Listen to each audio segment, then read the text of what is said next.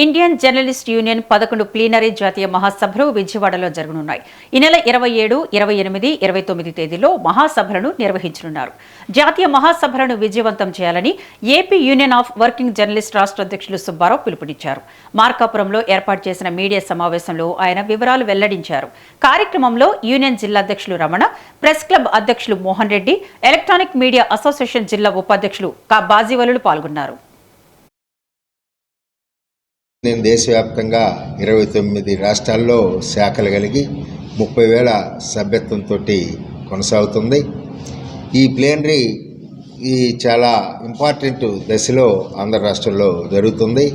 3 రోజుల్లో మొదటి రోజున జాతీయ కార్యవర్గ సమావేశం జరుగుతుంది. 28, 29 తేదీలు 2 రోజులు ప్రతినిధులు ఇప్పటికీ మనకు అందిన సమాచారం మేరకు 25 రాష్ట్రాల నుంచి 350 మంది జర్నలిస్టులు ప్రతినిధులుగా ఈ మహాసభలకి ఈ ప్లేనరీకి హాజరవుతున్నారు.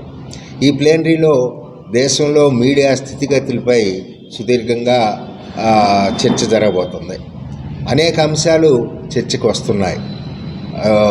జర్నలిస్టులకు వృత్తిపరమైన రక్షణపరమైన అవకాశాలు ఎలా ఉన్నాయో, ఏం చర్యలు తీసుకోవాలి, వృత్తి భద్రత, రక్షణ చర్యలకు సంబంధించి కేంద్ర రాష్ట్ర ప్రభుత్వాలు తీసుకోవాల్సిన చర్యల మీద ప్రధాన చర్చ